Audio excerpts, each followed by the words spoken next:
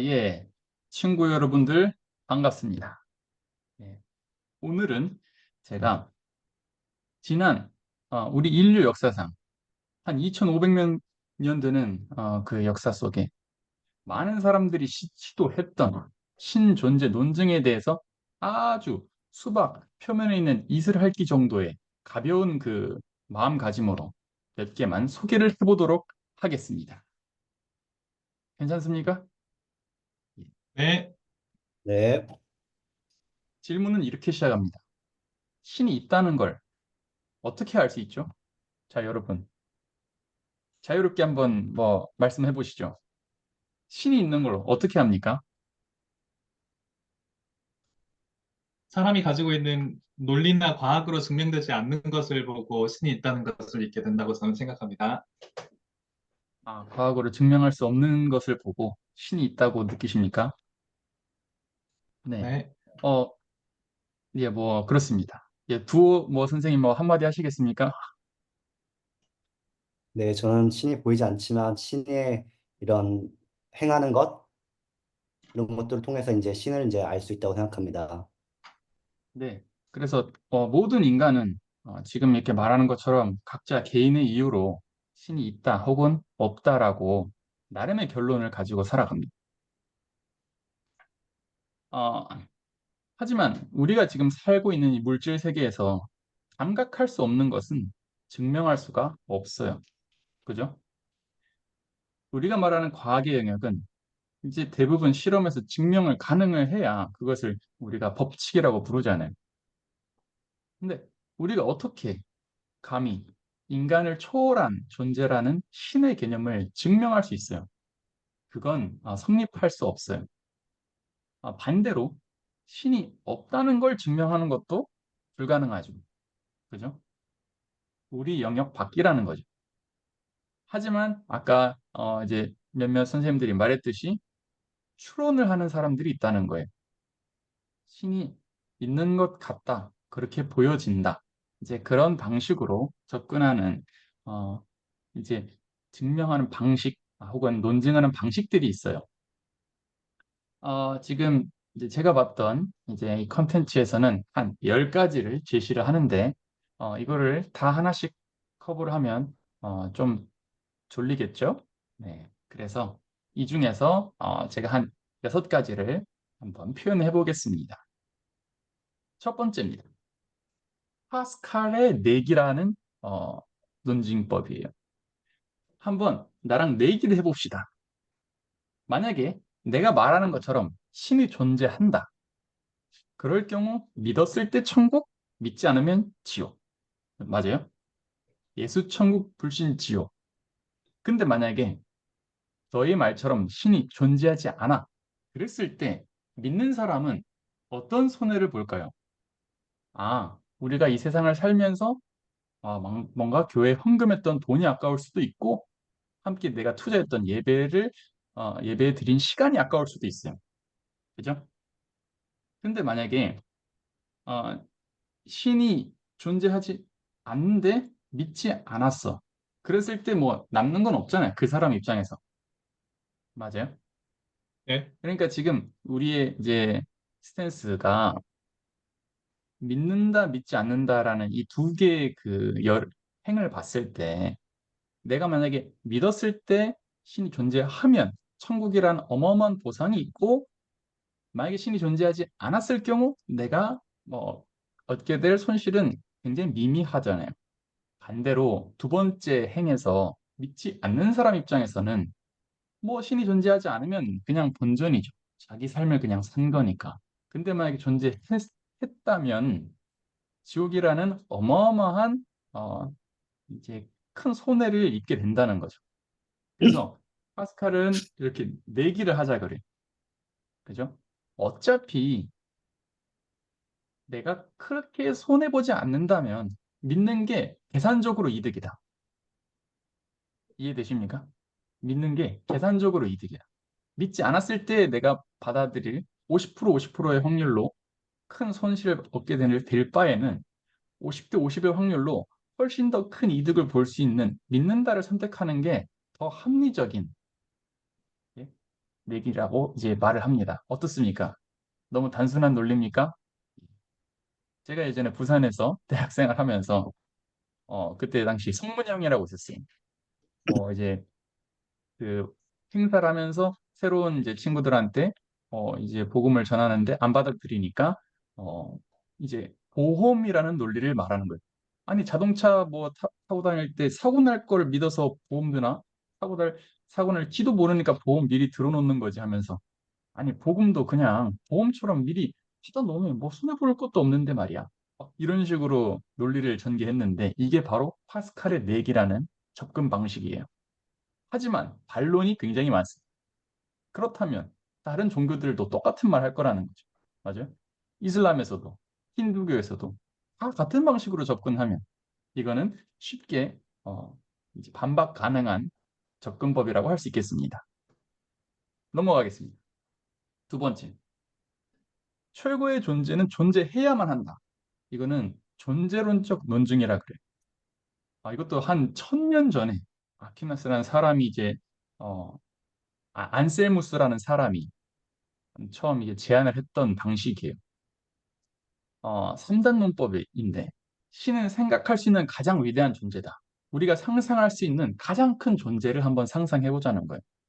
근데 그 존재는 우리가 존재하는 것이 존재하지 않는 것보다 더 위대하다라고 말하잖아요. 그래서 신은 반드시 존재해야만 한대요. 이해가 되십니까? 어떻게 보면 말장난 같지 않아요? 그냥 철학자들 사이에서 굉장한 논란을 불러일으켰습니다. 예. 사실 그래서 누군가가 이거를 이제 비아냥거리는 목적으로 그러면 나는 생각할 수 있는 가장 거대한 피자를 한번 상상해 보겠다. 그죠? 그 피자는 반드시 존재해야만 한다. 그러면 진짜 어, 그 어마어마한 피자는 실제로 존재하는 것이냐? 뭐 이러면서 비꼬는 반박법이 굉장히 많습니다. 그러니까 단순히 내가 상상할 수 있는 가장 큰 존재가 어디에서든 존재해야 된다는 이런 이제 뭔가 사고 실험으로는 상대방을 설득하기 되게 복잡합니다. 그죠? 이런 방식이 있어요. 그래서 지금 현대에서는 많이 쓰이지 않아요. 자, 그다음 도덕은 어디에서 왔을까? 여러분, 이 책이 무슨 책이죠? 예, 도stoyevsky. 죄요, 죄와벌. 예, 그 러시아 발음 한번 제대로 해주시죠, 그 두호 선생님. 뭐라고요? 도stoyevsky. 예, 도스토옙스키가 쓴 죄와 벌이라는 소설에 보면 라스콜니노프라는 주인공이 등장해요. 맞아요? 그래서 한 노파를 죽여요. 그죠? 자기 딴에는 합리적인 이유를 근거로 죽여요. 하지만 이것이 그 어떤 자기의 정의감에 사로잡혀서 이분을 죽이는 게 당하다. 그래서 이제 그 범죄의 사실을 들키지 않고 죽이는데 그 이후에 이 사람은 그 살인에 대한 어떤 사회에서의 그 벌보다 그 양심의 그 가책 이것에 굉장히 괴로움을 가지고 있다가 결국은 이제 자백을 하는 그런 이야기입니다. 근데 여기서도 이제 이런 말을 하는 거죠. 도덕이란 개념이 어디서부터 시작되었을까? 우리가 만약에 그냥 똑같이 다른 동물들처럼 진화한 하나의 그냥 종일 뿐이라면 내가 살기 위해서 내 옆에 내가 볼 때 야만적인 사람을 죽이는 것은 이 사회의 법규를 떠나서 그죠? 그것은 뭐 정의롭지 않다고 말할 수 없다. 무슨 말인지 아십니까? 하지만 우리 마음 근본에는 도덕이라는 어떤 것이 옳다 그르다라는 그 본능적인 감각이라는 게 있어요. 이해되십니까? 아주 예쁜 아기가 내 앞에 있어요. 그 아기를 그냥 물에다가 던져서 죽여버릴 수 있습니까? 그걸 통해서 내가 어떤 금전적인 이익을 얻더라도 일부는 그런 자아를 부정하면서 범죄를 저지르지만 도덕이라는 양심이 우리 마음속에 다 있어요. 내재돼 있어요. 그것이 어디로부터 왔을까? 종교, 신이 아니고서는 이 도덕이라는 걸 사실 전제하기가 어렵다. 예, 그런 말입니다. 좀 이렇게 말이 어렵습니까, 여러분? 예, 벌써 졸리시면 안 됩니다. 네, 그래요. 그래서 도덕. 우리가 신이 없다는 사람에게 도덕에 대해서도 이렇게 이야기를 해볼 수 있다. 알겠습니까? 네. 넘어가겠습니다. 그 다음, 우주는 어떻게 시작되었나? 네. 이것이 이제 기독교 변증가들이 많이 사용하는 아주 흔한 가장 유명한 이제 변증법이 3단 논법입니다. 이제 이거는 또 칼람이라는 사람이 했어요. 자신감을 갖고 발표해 주세요. 자신감 좀 없어 보였습니까, 여러분? 네. 네, 지금 서 선생님이 자신감을 가지라고 했습니다. 그럼 어떻게 목소리를 조금 더 높일까요? 우주가 어떻게 여러분, 자, 참고로, 자, 우주의 기원에 대해서 잠깐만 얘기해 봅시다. 우리가 지금 다 흔히 받아들이고 있는 빅뱅 이론이라는 것은 처음부터 이제 있었던 이론이 아니에요. 아인슈타인도 원래 정적 우주론을 지지했어요. 우주는 원래부터 쭉 있었다는 거예요. 이렇게 가만히. 그죠? 그런데 어느 날 이제 이거 뭐죠? 별을 바라보는 망원경 이걸 통해 이제 계산을 해보니까 이 별과 별 사이가 자꾸 멀어지는 거예요. 근데 A와 B도 멀어지는데 뭐 B와 C도 멀어지고 서로가 다 멀어집니다. 이 지구로부터도 멀어지고 모든 별이 서로가 서로를 이제 서로 간의 거리가 멀어지고 있어요. 그래서 우주 팽창 이론이라는 게 나오고 이것이 무수히 이제 팽창하고 있다면 이것이 팽창하기 전에 어떤 한 시작점이 있었을 거라는 거예요. 그러면서 이 한 점에서 우주가 시작됐다는 빅뱅 이론이 이제 나왔는데 이건 원래 이 이야기를 주장한 사람이 아니라 반대측에서 비아냥거리는 목적으로 그렇다면 우주가 정말 빅뱅 이런 식으로 터졌다는 뜻이야? 이러면서 놀리기 위한 단어로 등장했는데 이게 오늘날 우리 이론의 이름으로 붙여져 버렸어요. 그래서 지금 제가 무슨 얘기를 하는 거냐? 3단 문법. 모든 시작된 것은 원인이 있다. 그죠? 여러분, 시작된 것은 다 원인이라는 게 있어요. 원인 없이 시작된 게 있습니까? 네. 우주는 어떻게 됐어요? 시작이 있었다는 거예요. 그렇다면 그 우주도 원인이라는 게 있어야 된다. 어떤 한 사건을 꼬리물기를 계속 시작하다 보면 처음에 그 일이 시작된 어떤 한 지점이 있을 텐데 그것이 그냥 우연히 스스로 발생했다고 어떻게 말할 수 있냐는 거예요. 어떤 물리적인 개입 없이 어떻게 가만히 있던 것이 시작이 될 수 있냐. 그래서 first uncaused cause라고 합니다. 도미노를 밀면 첫 번째 도미노가 넘어져야 그 다음 게 넘어지잖아요. 그죠? 그럼 그 첫 번째 도미노를 누가 넘어뜨렸냐는 거예요. 네. 자, 눈을 뜨세요. 그래서 지금 이 이야기, 우주의 시작이 있다. 그렇다면 그 시작을 일으킨 어떤 초월적인 존재가 있어야만 한다. 네. 그 이야기가 우주론적 논증이 되겠습니다. 그 다음. 자, 오늘 저희가 이제 서수원 또 형제님의 많은 간증을 들었습니다. 네. 개인 경험. 지금 뭐 하시는 거죠? 저 손바닥으로? 지금 하늘의 비를 멈추고 계십니까? 지금. 자, 오늘 비가 멈췄다는 간증을 했어요. 하나님이 날 도와주셨어. 이제 사실 대부분의 기독교인들은 하나님을 믿게 된 이유를 설명하라고 하면 자기의 간증을 하게 됩니다. 네. 자기가 논리적으로 계산해서 하나님이 정말 살아있다라고 이렇게 믿게 된 케이스는 굉장히 사실 드물어요. 그렇지 않습니까? 네, 지금 이미지 캡처한 이 사진은 뭐냐? 리처드 도킨스는 다 아시죠? 네, 아주 세계적인 전투적 무신론자, 이기적 유전자라는 책을 쓴 이제 영국의 아주 유명한 이 진화론을 가르치는 생물학자예요. 근데 자기 진영에 이 옆에 보이는 흑인 여성 아얀 허시 알리, 아얀 허시 알리. 이 사람은 원래 소말리아 출신 무슬림 가정에서 태어난 사람이에요. 근데 무슬림에서 어, 이제 여성들을 억압하는 것을 보면서 환멸을 느끼고 무슬림을 탈퇴합니다. 그러면서 이 도킨스의 팀이 돼요. 함께 이 신무신론주의 이 진영에 들어가서 신이 없다는 것을 강력하게 대변했던 사람입니다. 이 사람은 나중에 이제 네덜란드 이제 망명을 해서 거기서 유명한 또 정치인이 되는데 이 사람이 아마 작년 중 갑자기 크리스천이 되었다고 선언합니다. 굉장히 스펙타클하지 않습니까? 무슬림을 떠나서 무신론자로서 사회에서 활동을 하다가 크리스찬으로 되기를 선택해. 근데 이 두 사람의 디베이트를 이렇게 들어보면 어, 이 아얀이 이제 취하는 포지션이 굉장히 특이합니다. 리처드 도킨스한테 논리와 합리성으로 신을 증명하려고 하지 않아요. 반대로 아얀은 자기 삶을 간증합니다. 자기가 무신론 진영에 있으면서 심각한 또 우울증에 빠지고 정말 자살 충동까지 느끼는 상황에 들어가요. 하지만 그 어떤 것도 세상의 어떤 학문도 자기를 거기서 건져내주지 못했다. 그런데 어떤 한 사람이 자기한테 기도를 해보라 그랬대. 그래서 자기가 신 앞에 무릎을 꿇고 기도를 했는데 어, 정말 자기만 알 수 있는 하나님이 이제 자기를 찾아와서 이렇게 힐링을 해주고 거기서 이제 벗어났다는 거예요. 이제 그런 간증을 하는 거죠. 그러면서 성경의 가르침에 대해 정말 매료가 되고 빠지면서 하나님을 믿기를 선택했다. 그냥 이렇게 말합니다.